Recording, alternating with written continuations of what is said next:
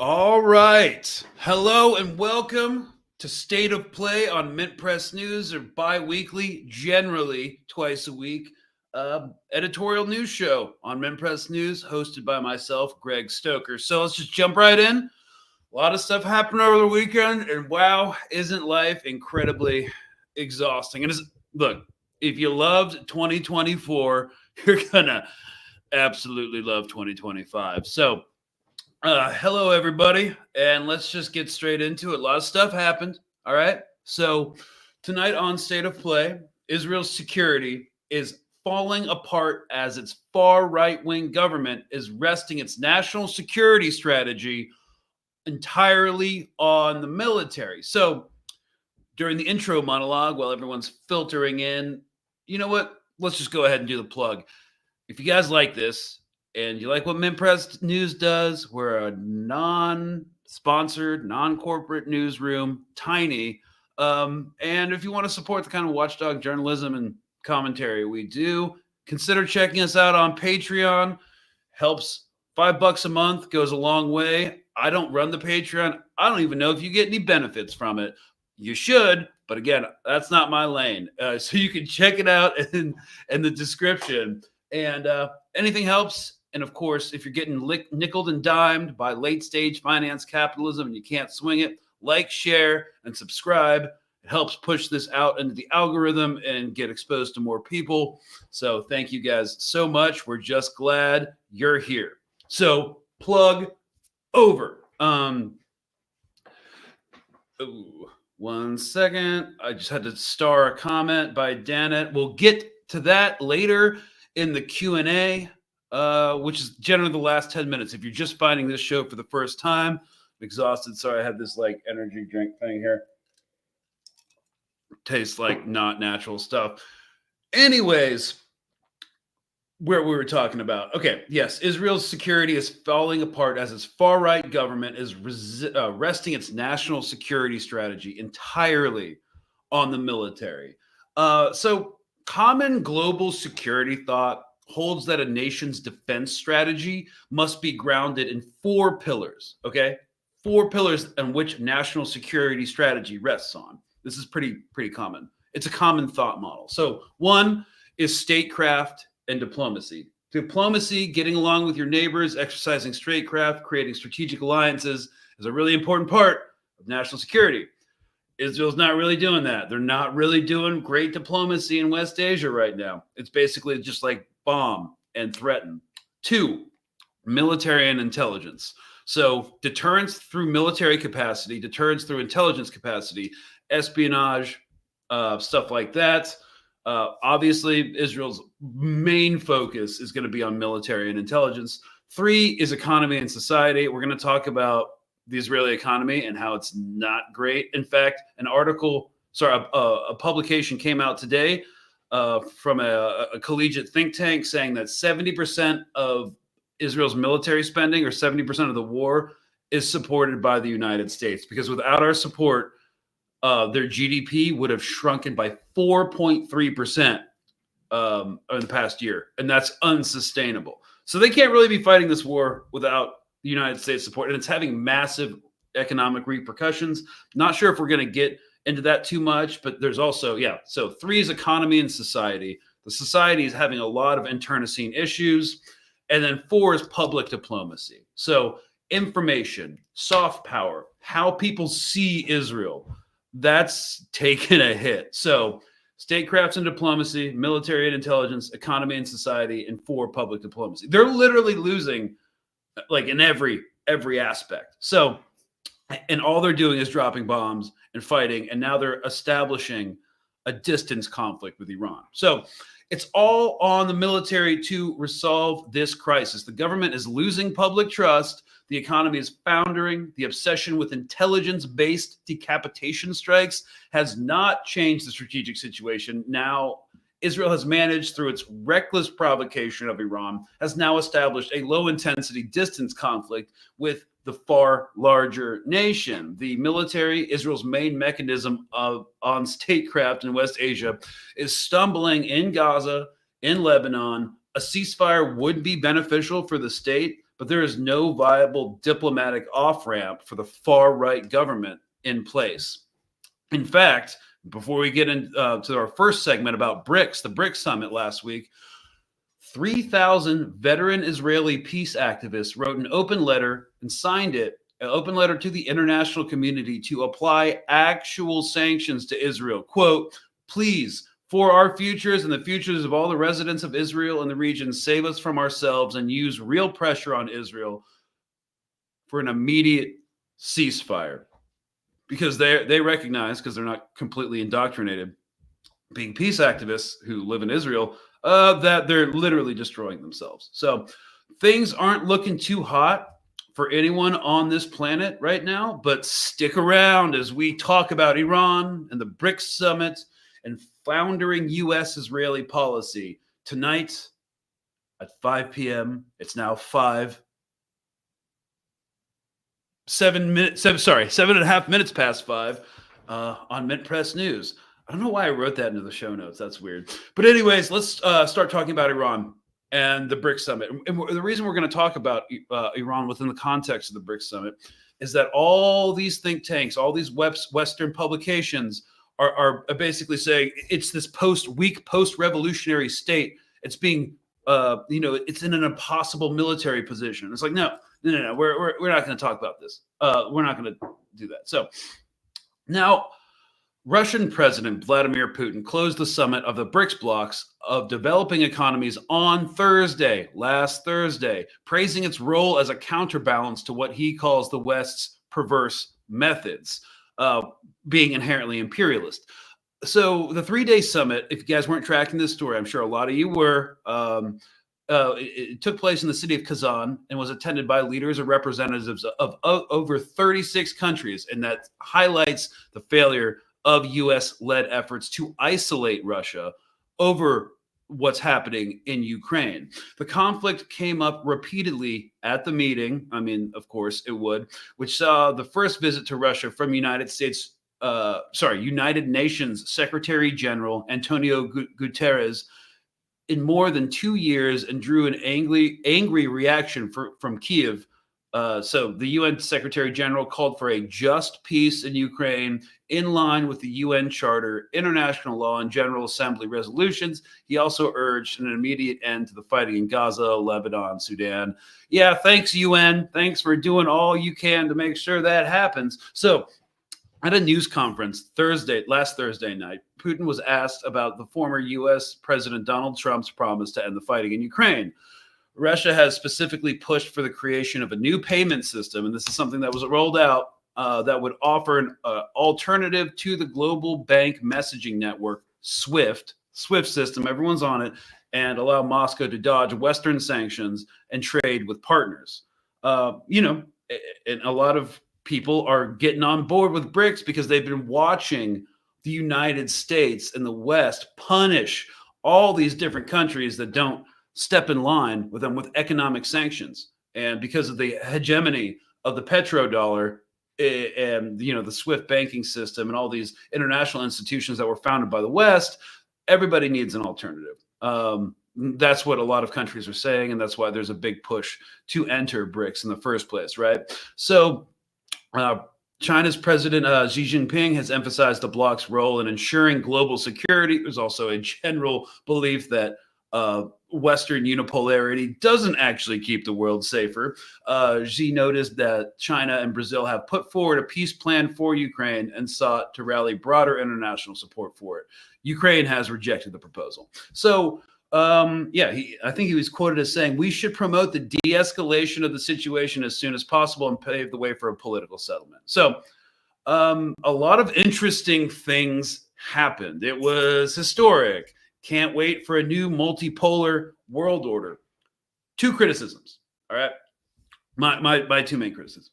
So, which is not an indictment at all. It's just something to keep aware of, because we are still dealing, even though there's a drive for a multipolar world order, there's still great power politics involved, and everyone, is still responsible for, the statecraft and well-being of their own countries. So there's going to be some, clashing. And we're going to look at that because we're going to recognize it, because we have to be like, yes, this is not, a completely smooth machine, even though this was a historic meeting. So the last BRICS conference was about 14 months ago in South Africa. And since then, there's been an increase in the de-dollarization efforts and rhetoric. Russia hosted this one after being shut out of the SWIFT banking system, having what was it, $600 billion seized illegally by Western banks? I think it was something like that. Correct me in the comments if I'm wrong. I think it was about 600 billion. And not getting loans even from BRICS New Development Bank. It suffered sanctions. The main question going into it was, will Putin and his team be able to come up with a salient de-dollarization strategy? I'm not sure. I saw that there's been some criticism, whether that actually manifested.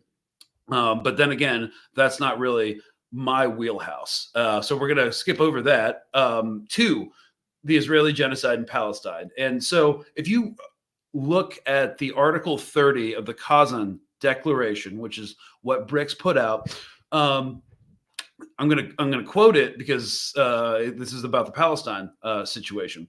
We reiterate our grave concern at the deterioration of the situation and humanitarian crisis in occupied Palestinian territory, in particular the unprecedented escalation of violence in the Gaza Strip and in West Bank as a result of the Israeli military offensive, which led to mass killing and injury of civilians, forced displacement, and widespread destruction of civilian infrastructure. Again, this is from Article 30 of the Kazan Declaration, if you want to pull that up and follow along. So we acknowledge, and this is we acknowledge the provisional measures of the ICJ, the International Court of Justice, in the legal proceedings instituted by South Africa against Israel. We reaffirm our support for the state of Palestine's full membership in the United Nations in the context of the unwavering commitment to the vision of a two-state solution based on international law, including relevant UNSC and UNGA resolutions and the Arab Peace Initiative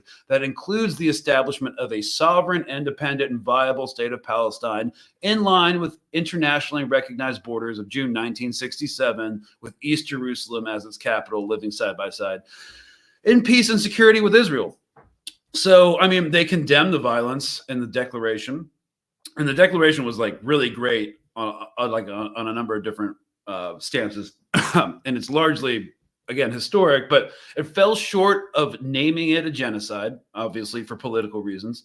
So they can condemn it all they want, right? But 9 out of the 10 BRICS countries have very profitable relationships, like South Africa, number 1 coal exporter to Israel. China and India have companies that run the Haifa port. We could see them really put the nails to Israel if they wanted to, but there's always a distance between rhetoric and action. Because again, it's still great power politics. We can idolize BRICS all we want, but we still have to recognize it's still a political machine. That's just one caveat I wanted to put out there. Now, those are my main criticisms, but this conference was still undeniable, historic dawn of a new era type thing. Will still take a long time to realize, but still can't overemphasize that point. Despite all the capitalist trolls lampooning the unveiling of BRICS currency, for example, the Financial Times just published an article, quote, Vladimir Putin's alternative to weaponized dollar fails to excite BRICS partners. Okay, so despite all this typical denigration by Western media, there is a tangible concern in that media. So for the first time, there is a serious economic competitor to the United States and its unipolar world order. And you can see that some people are finally starting to get concerned because of how the Western media is lampooning this effort to create a new currency and stuff. You can get a little sense of apprehension in the tone. So that doesn't mean BRICS doesn't have problems, though. But other observers retort that BRICS are themselves paralyzed by their own internal contradictions, with Russia, at war with Ukraine, while China and India have their own mutual squabbles. But and then the latest BRICS summit in Kazan was seen as an opportunity for Putin to demonstrate that he won't be isolated. It was successful. But then again, there's some beef between like Brazil and Caracas that, Venezuela got booted out by Brazil. And so look, there's going to be tensions. Obviously, they're completely different nations involved with their own geopolitical aims. So yeah, I think though it was still historic. It's not perfect, but yes, we all yearn for the destruction of empire. And I did want to give that short, like 10-minute thing about the BRICS conference, just my own personal take. I'm sure a lot of people will disagree, but I just wanted to bring that up because because the most significant global flashpoint right now is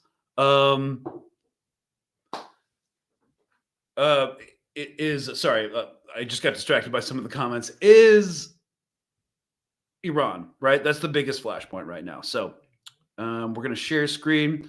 You know how much I love to talk about the Atlantic Council, right?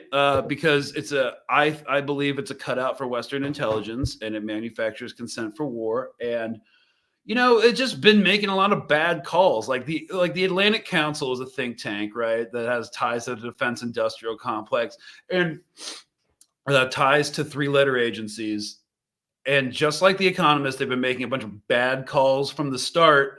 I think, yeah, they're one of these outlets. Like it's always like the ruble's about to collapse. Russia on the brink of revolution. It's just like, no, you guys haven't been right. Is the Atlantic Council the Jim Cramer of think tanks? All right. So let's just look at this article as a case study. So this is from October 22nd. This is at the start of, let me check the calendar. Okay, yeah. So this was like at the start of the BRICS summit. Yeah, so I guess what they're thinking, a crack in BRICS. Iran's economic challenges take center stage at Russian summit. So they make these assertions like Iran's economy is underperforming, and of its fellow BRICS members, it has one of the weakest economies. The chart below shows, okay, oil reserves. Just keep that in mind. There will always find investment. So this country's economy is expected to continue to struggle. We'll get to that. So they're asserting that there's some sort of weak link. There's some sort of weak link in the BRICS summit, even though they're, completely like the military power in the region. They're the one that can actually check Israeli impunity. Iran is absolutely vital strategically for China's Belt and Road Initiative. They have a deepening security relationship with Russia.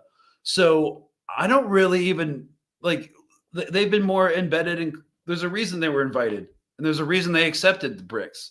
Because Iran, they're not wrong in this article that says when they say Iran will likely use the BRICS summit as an opportunity to pursue more trade and financial partnerships with its allies as a part of the country's look to the East policy. Yeah, no, duh. Like that's why they're doing BRICS. One of the reasons it's because they need to get rid of stop being threatened by Western sanctions. But to say that just because they're struggling under sanctions doesn't mean it's a crack in BRICS. Like everybody wants Iran on the table. Again, Belt and Road Initiative, deepening security relationship with Russia. They're seen as a front of resistance against imperialism in West Asia. So despite like what people think about the government itself, I think this article is a huge whiff of a take by the Atlantic Council.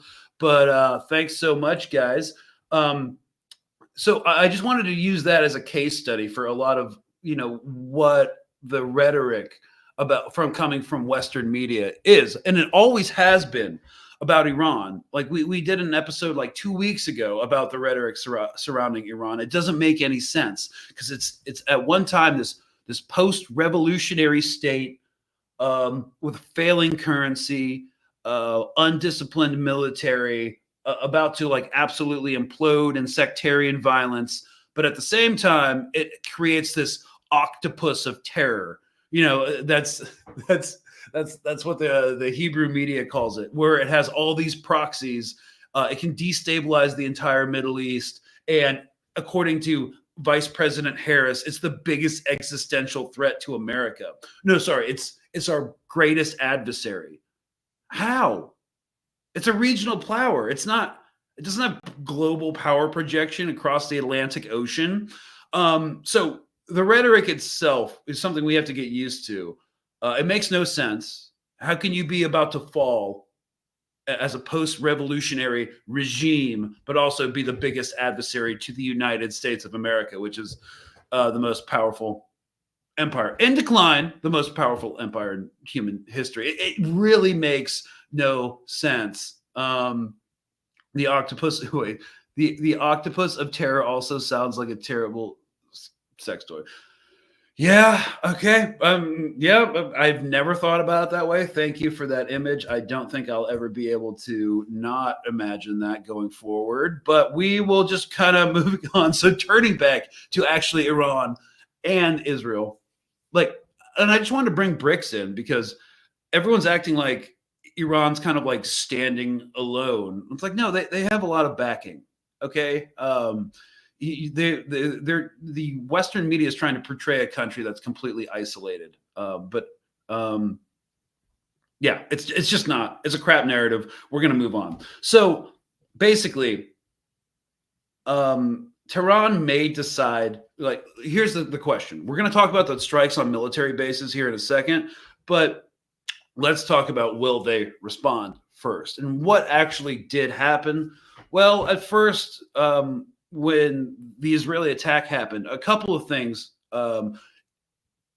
went down, and we don't have any B-roll for the Iranian attack right now, but we do have random B-roll of Israel's BS that they're doing in West Bank. So if you need something to distract yourself while I go on a tangent, let's get that up there. All right, so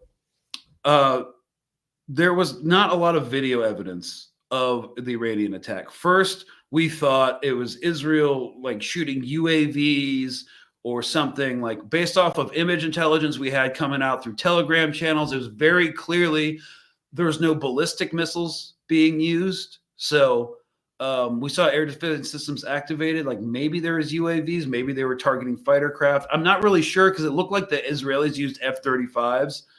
And those are supposed to be like pseudo stealth bombers. So we don't know how effectively they were picked up, but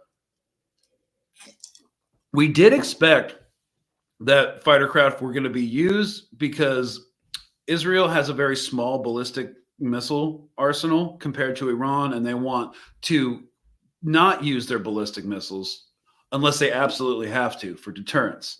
Once they're out of them, they're out of them. So yeah, I guess. And then we also saw like 5 to 10 Stratotankers fly from Europe towards Israeli airspace, and then they turned off their transponders. Now this kind of like hinted that they were going to do a strike because it's, if you look at the map, it's pulled up right there. You have to cross Jordan, Iraqi airspace, and these aren't commercial liners. These aren't commercial aircraft. They're fighter jets. They have small tanks and they use a lot of fuel. So based off the unclassed range for like F-35s is like you can get to Israel, or sorry, you can get from Israel to Iran to hit some targets in Western Iran. However, you're not going to have enough fuel to fly back. So you're probably going to have to refuel over Iraqi airspace. So they didn't go through Turkish airspace. They didn't go around. So it must have been through Iraqi airspace. That's what we're thinking. Also, they did strike targets in Iraq and Syria. We know for a fact that they did hit some Iranian early warning radar systems in Syria. Obviously, giving the game away, but they want to hit those early warning sites. Yeah. Okay. So Iran claims all the ALBMs, okay, ballistic missiles, were launched from outside Iranian airspace. Yeah. Wait, sorry, I think I'm getting trolled. Okay. Oh, sorry, we got a troll in the comments. I think I've blocked her before. If you were actual intelligence in Afghanistan, Greg, there's no effing way you're not taking into account actual ops. I'm not really sure what that means. But anyways, we're gonna keep moving on. So they definitely hit some bases. Well, we think so. The damage was absolutely minimal. Okay, so we have satellite image intelligence. This comes from like an open source intelligence resource called, what is it called? Um, I think Planet Labs. Okay, let me pull it up real quick, y'all. So it's really nothing to write home about. Hang on, my computer's lagging. Okay, here. Sorry, guys. Just friggin' open it up. Dude, I need to get something other than a MacBook Air because this is getting crazy. Share screen. Okay, here we go. All right. So let's go ahead and make this the biggest focus on the screen, this map. Okay, so first of all, we've got these photos that were presented by the Associated Press, right? You've got a couple bases that were hit. Some buildings damaged sat in Iran's Parchin military base, where the International Atomic Energy Agency suspects Iran in the past conducted high tests of high explosives that could trigger a nuclear weapon. Khojir military base, which analysts believe hides underground tunnel systems and missile production sites. All right, well, let's see. This is what the AP is. Oh God, there's Harris right there. Hang on, let me exit out of that ad. Okay. Now, if we zoom in, all right, now based off of image intelligence, it doesn't look like there's a lot of damage. Plus, this is a pretty grainy photo. This is what happens when you don't have access to the military grade Google Earth, which is what we used to use. And then the image quality is insane. But based off of this, it looks like maybe like this building was hit, maybe this one, but it's hard to get a sense of like what was hit or the scale of the damage. So okay, cool, I guess. And then they're asserting that this other military base, okay, this is a better image, right? And they said damage was done. I've gone through it. I can't really see what they're citing. Of course, they don't have graphics to actually show the average lay citizen what they're looking for in terms of battle damage. I can't really see anything. Maybe there's something right here if you see where the mouse is going, but I don't know. I don't know what kind of significant damage they thought they were doing. They're not pointing out any blast craters. I'm just kind of like, what are you guys talking about? Now, we know some people died. I think it was like 4 who were a part of an early warning system or an air defense system that they targeted. But I think a lot of their ordnance was shot down if they were using missiles. And it doesn't look like anything was bombed heavily, not at least not based off of this testament by the Associated Press. I'm just not seeing anything. Like, what do you guys think in the comments?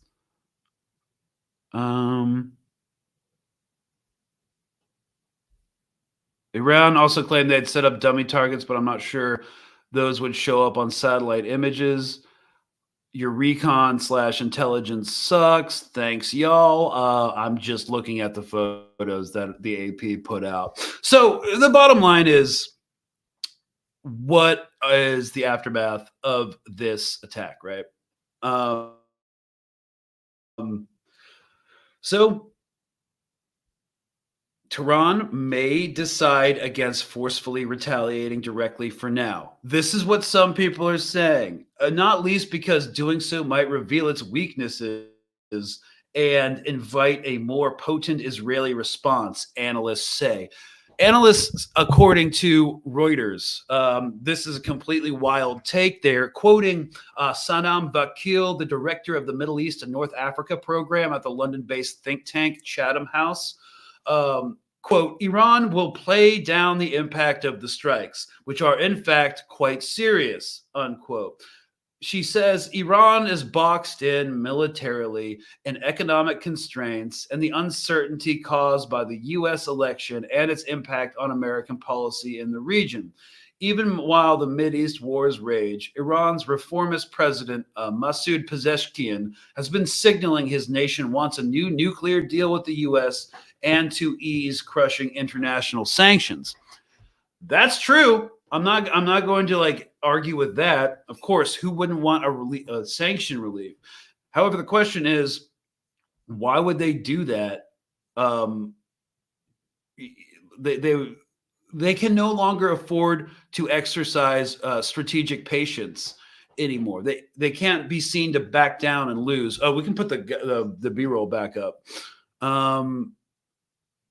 Oh, Greg is. Oh, see, you're back. I don't know how. I thought you just got blocked.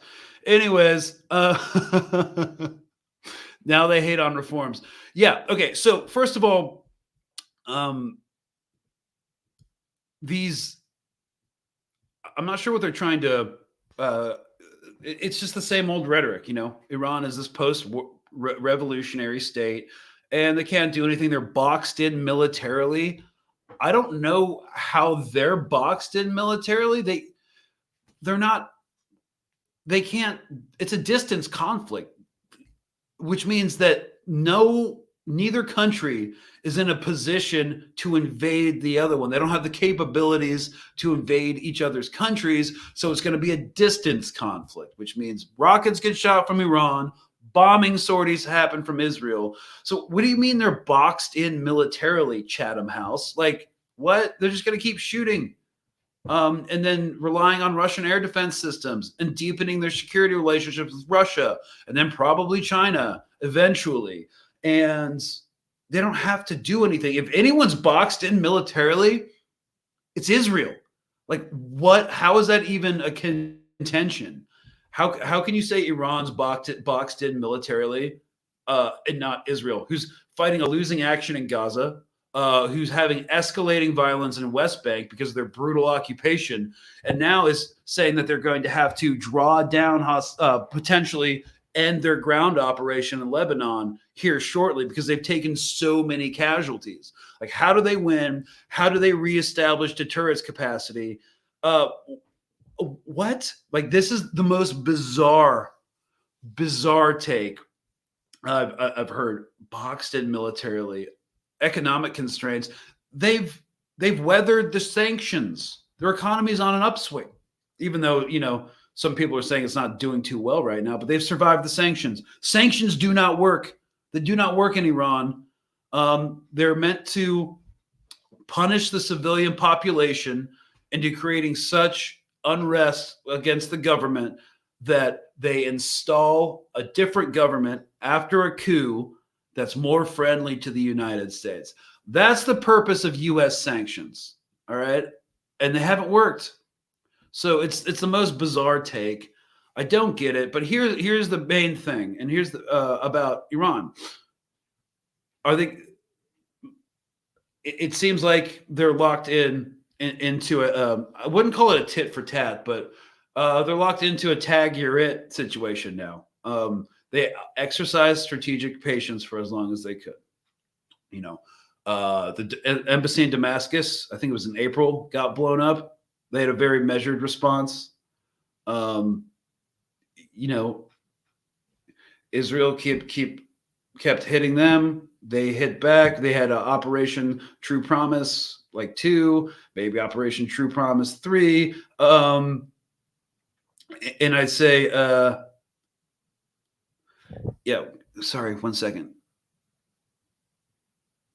Oh, yeah, I mean, I'm not sure about the F-35s, but we'll pin that. Alistair Crook on Judge Napoleano's channel said, admittedly, I mean, I don't know if it's the right way. I mean, he's got a lot of leftist policies, but Israeli F-35s encountered new air defense radar, presumably delivered by Russia, that could recognize F-35s despite stealth, force the F-35s to send their air-launched, that's air-launched ballistic missiles, guys, from distance because they couldn't safely enter Iranian airspace. Yeah, that's possible. But then again, here's my thing, and this is what I talked about on Al Jazeera. The United States has a pretty good idea of Russian capabilities because we've been helping in Ukraine. We've been helping Ukraine try and successfully penetrate Russian air defense systems and electronic warfare countermeasures. So, and the United States shares literally everything with Israel. So, unless it's something that they've never used before or never used against F-35s before, I don't know. It seems kind of like a stretch that they would know about it. But again, this is something we're not going to know right now. But then again, because again, America shares everything with Israel. All the Russian capabilities from their intelligence collection, the NATO intelligence collection in Ukraine, and they've seen Ukrainian F-35s, F-16s get identified by these early warning systems. And admittedly, they're different fighter craft, but I do think it's very important to realize that I will concede that Israel did not want to have any embarrassment of this. The last thing they needed was a fighter craft shot down. So they're probably like, when planning these operations, there's different types of like compromise. Like, are you soft compromised? Are you hard compromised? And if you're soft compromised, you go to like a plan B. So instead of going into Iranian airspace with our pseudo stealth craft, we're just going to shoot ALBMs, air launched ballistic missiles. So that could be something if they were getting radar pings and they knew that they were being picked up by early warning systems. That does track. But now let's talk about they're going to respond now. It might be after the election. But Iran's locked in. We've seen the Israeli reprisal. It was unimpressive, based strictly. I mean, of course, the Iranian government's playing it down, and they've made some stronger statements now. But based off of all the image intelligence I've seen, it doesn't look significant. If it was significant because they were hitting like secret bases out in the high desert, well, we're not going to see it. So just based off of that, they didn't hit Tehran. We saw the air defense systems in Tehran get activated. So, yeah. Yeah, so I keep getting distracted by the comments. I'll get to these here at the live Q&A. But what are they going to keep doing? The Cradle Media coined the term "boiling the Israeli frog," and they really don't have to do anything. All they have to do is make another strike, eventually, continue to put rounds on military targets, demoralize the Israeli population, and they seem pretty secure with their air defense systems. Israel is not willing, and by extension, the United States is not willing to target nuclear sites because it won't work. And they're not willing to target oil sites because Iran could destroy United States oil assets in the region, as we've mentioned a zillion times. So they limited it to military targets. And based off everything we've seen, it was a big whiff, and it really didn't accomplish much at all. So, yeah, I think we're just going to keep seeing their security situation completely degrade, because there will be no ceasefire until there will be no ceasefire with Iran, between Iran and Israel now, until there's one in Gaza. Having a ceasefire in Gaza and a withdrawal from the Gazan Strip is the only way to end the violence with Iran, and it's the only way to end the violence with Hezbollah. Anything less is not gonna get it done. So Iran can't back down now because their strategic standing in the region's challenged. And then the West and Israel cannot back down, and they cannot be seen to have lost to Iran. So when, what was it, last week when I said like we're further away from a ceasefire than we've ever been, it kind of looks like that is unfortunately true. No one cares about getting a ceasefire before the election. After the election, why would Trump or Harris care about getting a ceasefire? The only ceasefire that Trump would ever push for would be a ceasefire in Ukraine, potentially. And then this violence will keep rolling on, and there's no breaks. There is only one break. There's only one break, and it is something we're going to talk about here in a minute. But when asked, if there's any checks going to be put on Israel, no. And there's going to be no attempt to have Israel save itself from itself. We just talked about those activists with the open letter to the international community to please save our country, put sanctions on, because that's the only way it's going to stop. Israel's going to stop destroying itself. Israel launched an attack on Iran that has raised fears of a widening conflict in the Middle East. What is your message to Iran? Well, first of all, do not respond. It would be a mistake. And we are prepared to defend Israel as we have before. We will again. But the critical point is that there must be a de-escalation in the region. And we are working through diplomatic channels and other channels to ensure that there is a de-escalation in the region. Is there any indication based on the intelligence that you've seen that Iran wants to respond? I can't speak to that, but we've been very clear as the United States that they should not respond and that it would be a mistake. What are the consequences if they do? I'll keep you posted. So we've talked about how Israel is incapable of diplomacy, but it seems like the United States is incapable of any sort of sophisticated diplomacy at this point. You see they're burning all of our soft power. We're burning all of our soft power, the ability to co-opt rather to coerce, to inspire people rather than to force them to do what we want. That's gone. The United States has been incapable of managing a ceasefire. They're incapable of any sophisticated sort of diplomacy. And the imperialists in Washington and its vassal states in the West will not back down. They cannot afford to back down in Ukraine, and they cannot afford to back down in Israel. So this will keep going, and we'll continue to lose soft power. And we're not really capable of any sort of sophisticated diplomacy in this late stage empire. Look at General Petraeus, one of the overlords of the Iraq War, talk about what plans they have for Gaza. And I'll do some commentating on it here in a second, but check this out. There should be a vision for the future of the Palestinian people that is similar to the vision that we presented to the people of Iraq before we conducted the major operations that we did there during the surge. And we would go to the people of Fallujah and we would tell them in advance of our operation, we are going to make your lives better.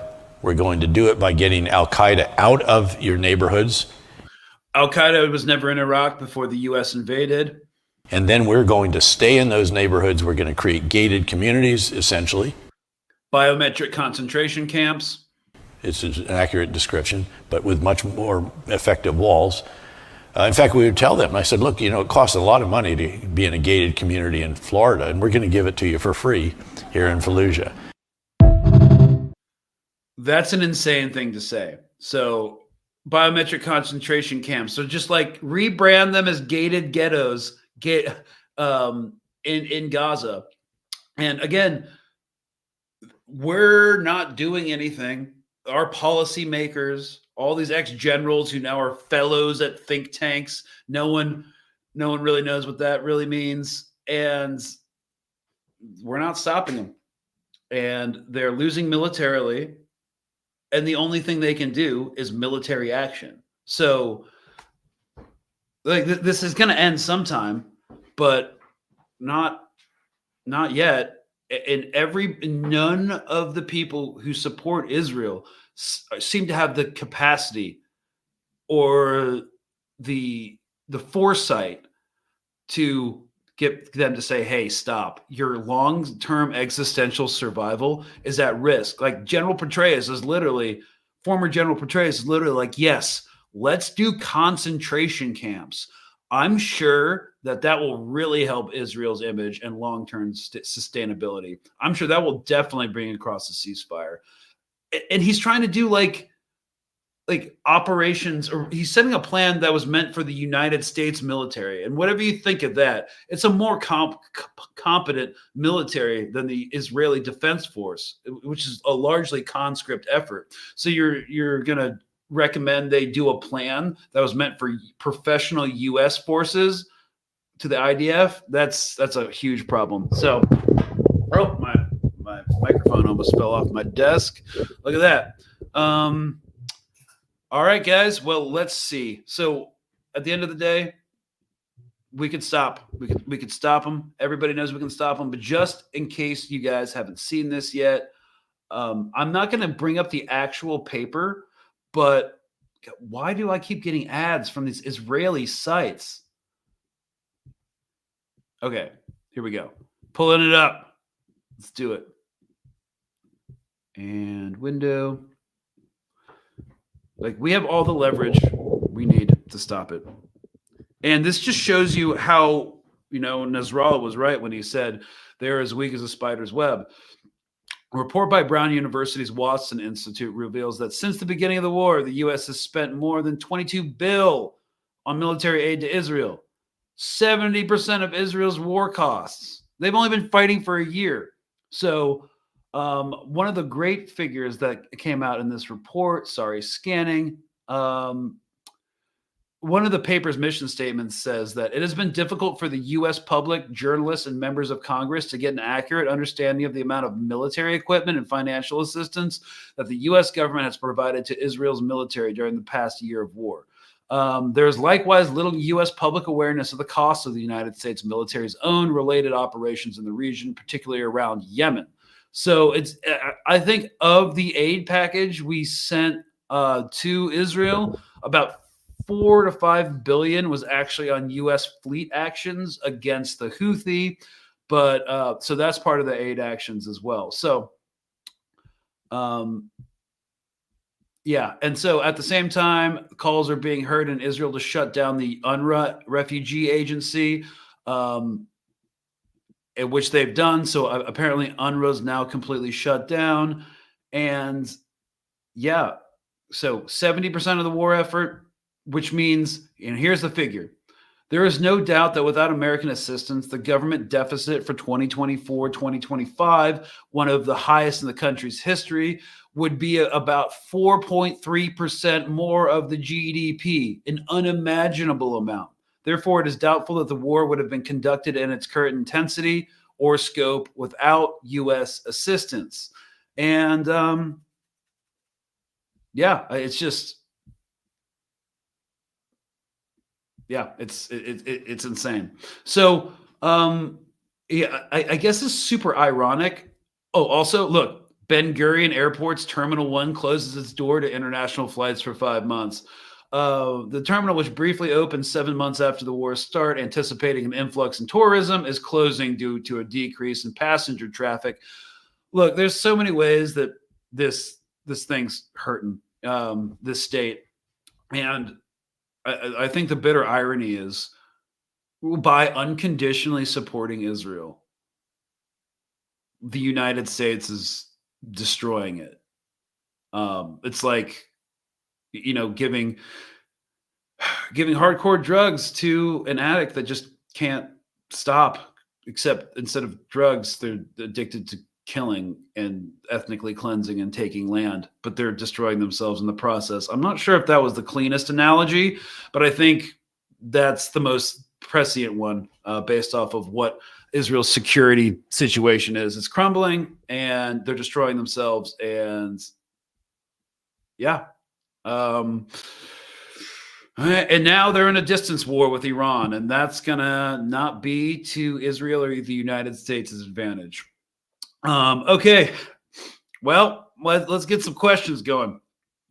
First of all, why are Americans so openly evil, and what can be done about it? Let me think. I mean, most people are generally not evil.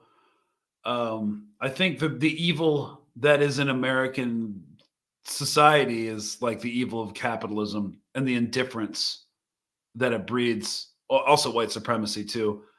Um, yeah, it's just what we've been taught. Most Americans are indifferent. They're just indifferent. That's why um, a lot of the Harris supporters are trying to vote shame everybody who's not okay with genocide, with cop cities, with fracking, with ecological catastrophe, with militarized border police. Um, and the only thing they want are their personal. They only care about issues when it directly impacts them, and yeah, they're indifferent to everything else. And they've been taught. Americans have been taught for years. The post 9/11 stuff. There's the Islamophobia, but it's also we've been taught culturally that that's the West Asia. Or sorry, no, they use the Middle East. They've been fighting for thousands of years, and they're going to keep fighting for thousands of years, and there's nothing that you can do about it. It's the Middle East. It's complicated. So I think the main evil is the indifference of the sociocultural fabric, and also, of course, capitalism, which is imperialism, which is colonialism, which ends in genocide. So, yeah, that was kind of a roundabout answer, but yeah, it's mostly indifferent. And then Americans are really scared right now, and it makes them more indifferent and actually angry at the Palestinians for being genocided, because now Trump could be president again, and he probably will be. Hey, brother, I'm a former Vietnam vet and not a proud one either. Welcome to the club. I guess coming from the military, fam, 7 and all, I was raised to believe in our armed forces. Pop was a Korean vet. Yeah, I think the last just war we had was Vietnam. Korea was not great. It was also an exercise in imperialism. But my grandfather, he fought in the Korean War too. He was an artillery officer at the time. Came from a military family too. The indoctrination takes a long time to unlearn. How's the new media company coming along with Butch Ware? So excited for that. I honestly don't know much about it. I might have a show on it. But beyond that, I don't really have any details. I'm going on vacation this week, and I'll learn more when I get back. Well, I'm not going on vacation. I'm like disappearing into the desert for like 7 days for my own mental health. And then I'll be back November 6th to talk a lot of trash about the presidential election. So these are all wars against BRICS, Project Ukraine, Gaza and Lebanon extermination camps, Iran. We're trying to get a lot of oil. Yeah, I mean, isolating China, isolating Russia, isolating Iran. That's what the United States does. It uses its power projection, both militarily, economically, and politically, to isolate countries from one another. It's just not working like it used to. And one of the reasons why it doesn't work like it used to is because we don't have the same power projection that we had in the 90s. And sanctions don't work. So, yeah. It's a dying empire. Like, America is still going to be powerful for a very long time. It's not going anywhere. But we are like watching the beginning of the end. It's not going to take hundreds of years like the Roman Empire took to decline. It's going to happen a lot faster, but it's still not going to happen overnight, y'all. I think America wants socialism to fail everywhere else except Israeli utopia settlements, aka yeah. That's the thing. That's the struggle between like communism and capitalism and socialism, right? Capitalism wants everything else to be, a capitalist society, so you can exploit it and extract it, and everyone else wants to be communist, because if there's one imperialist society, then the entire project's in danger. So yeah, so I don't know, to come back to it, I do think, yes, they want socialism to fail everywhere, because socialism is a threat to capitalism. And the political and economic elite in this country don't want any threat to their pocketbooks. Didn't Ayn Rand collect Social Security checks, or was she on welfare when she expired? I mean, I think as a novelist, she wasn't that wealthy. I'm not sure who her husband was, but I bet she would collect those checks. Yeah. You spoke the other day about people joining forces is considerably down. The same is happening here in Australia. No one wants anything to do with their bullshit. First of all, the benefits aren't as good as they used to be. Free college, great. I'm gonna have like a master's degree and then work a job where I get paid 24 hours a day, $24 an hour. Nope. And also, they watched 20 years of millennials and Gen Xers kill themselves and commit suicide. So they're like, maybe not. So yes, it's not just recruitment. Recruitment's down across the board. It's also retention. So retaining people who have a lot of skills, instead of doing it another 5 years, they'll just get out. So do you think Iran is going to strike in response? Yes, but they're going to take their time about it. I would guess they're not. It's not going to be immediate, and it's still going to be measured. It's just going to be another love tap, or hate tap. Go away tap. It's not. It's not going to be crazy. I mean, they say it's going to be overwhelming, but it might be spectacular. But I don't think it's going to be overwhelming. They're still trying to do escalation management. So, Israel banned UNRWA completely. Is the UN going to allow that? I don't think they have any say in the matter. But then again, I'm not a UN legal expert. What the news I've been seeing is, yes, they voted to ban UNRWA completely.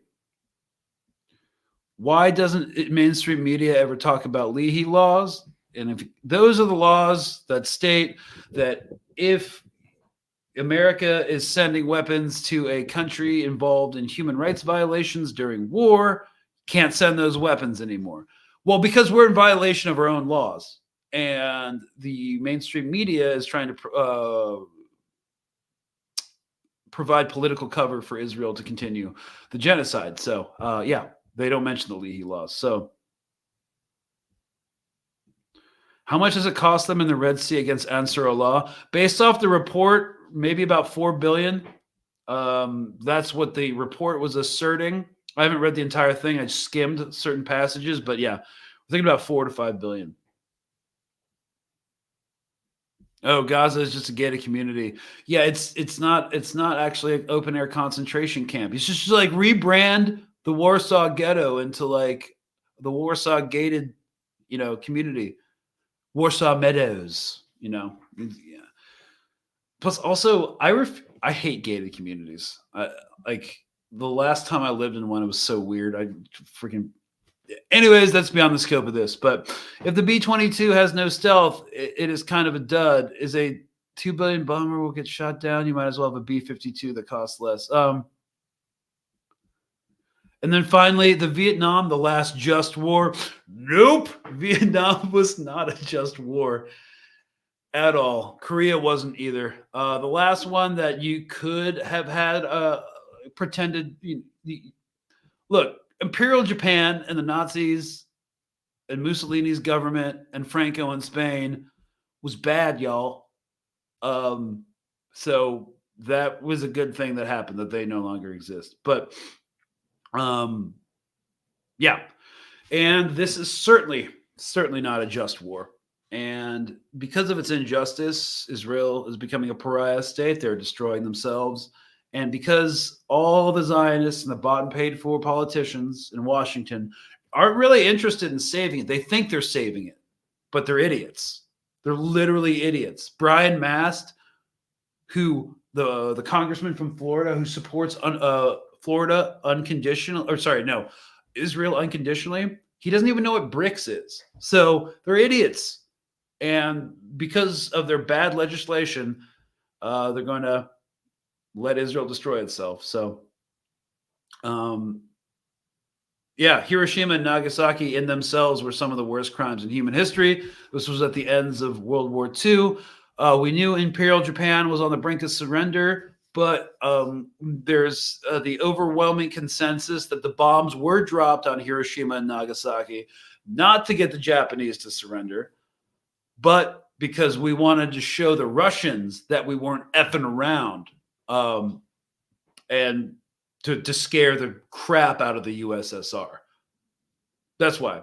to show the Russians what we would be willing to do. It was like an exercise of will, because we knew we were going to start fighting the Russians, when we were still fighting the Second World War. So, yeah, guys, I think that's the roll up. We do think Israel's propped up by U.S. money, and even U.S. money can't save it. And Israel has dropped the equivalent of 7 to 8 nuclear bombs in this Gaza war. And so the crimes are unbelievable. And the one consolation is that they are destroying themselves, and that all of our horrible politicians are helping that regime do it. So, yep, there's no way out of this. We may have a Wednesday episode, maybe not, but I'll definitely be back next Wednesday to do the election. So it's either going to be Harris or it's going to be Trump. I'm thinking it's Trump, but a lot can happen in a week. We'll see. She's run one of the worst campaigns. I think it's going to be, she's going to pull a Hillary Clinton 2016, and we're going to be stuck with a fascist orange blob. Yeah, but hey, we're all in it together. So it's going to get worse before it gets worse, guys. But at least everyone's learning about how these things work. So we will see you on the next one. Cheers, y'all. And let's look to those elections. All right.